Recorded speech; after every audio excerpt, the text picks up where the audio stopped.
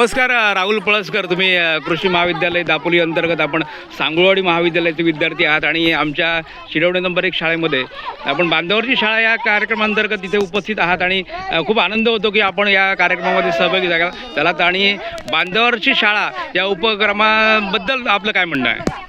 हा उपक्रम नुसता शाळेत न राहता हा थेट शेतात आणि शेतातील विद्यार्थ्यांना जे प्रात्यक्षिक करून जे चव्हाण सर असतील आम्ही जे कृषी दूत असून त्यांनी जे प्रात्यक्षिक करून दाखवले की SRI पद्धत म्हणजे जे लाईनमध्ये जे कसं भात लागवड करतात आणि म्हणजे हे ह्या मुलांना कळलं म्हणजे ह्या 50 मुलांना कळलं म्हणजे 50 घरात कळणार आहे. नुसतं 50 मुलांना कळून राहणार नाही, काही 50 घरात कळणार आहे. म्हणजे जवळपास ह्या गावात प्रसार होणार आहे की आपण अशा पद्धतीने भात लागवड करू शकतो आणि याच्यातून जास्त उत्पन्न कसं घेता येईल हे मुलांना आपण जे सांगितले म्हणजे जे प्रत्येक म्हणजे कशी बीज प्रक्रिया करायची आणि कशी लागवड करायची त्याच्यावर कसं रोग नियंत्रण करायचे हे त्यांना प्रात्यक्षिक समजले.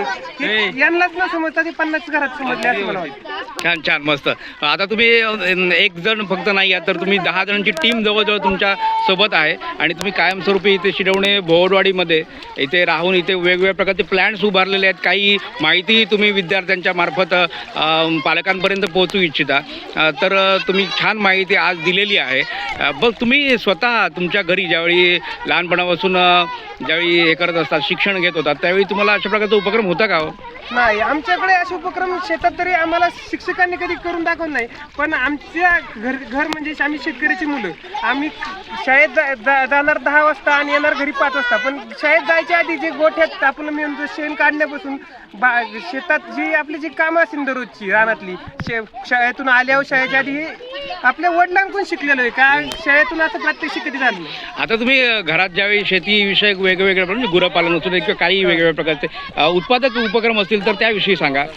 तुमच्या घरातून निर्माण झालेले उत्पादक उपक्रम की ज्या शेतीमधून तुम्हाला काही उत्पादन मिळालं का?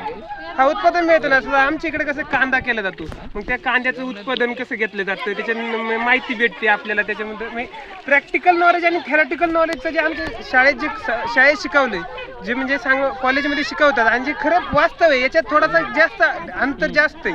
याचं अंतर कमी करण्याचं काम आम्ही नक्कीच करू. तुम्ही आता एक मस्त कृषी पदवीधर म्हणून बाहेर पडणार तर तुम्ही काय स्पर्धा परीक्षा द्याल किंवा काय मोठे अधिकारी सुद्धा व्हाल सांगता येत नाही. पण समजा परीक्षा देऊन सुद्धा तुम्हाला चांगले गुण मिळून सुद्धा जर समजा नोकरी मिळाली नाही तर तुम्ही काय कराल? सर, मी नक्कीच शेती करेन.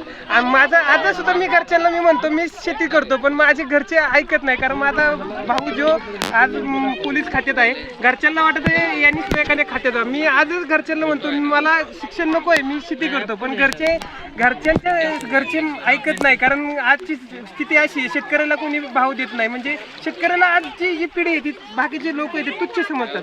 ती जे वेळेस समाज ऍक्सेप्ट करेन शेतकऱ्याशिवाय पर्याय नाही आहे. सर, शेतकरीच हा शेवटचा पर्याय. त्याच्यामुळं शेतकऱ्याला लोकांनी महत्त्व दिलं पाहिजे आणि ती जनजागृती झाली पाहिजे.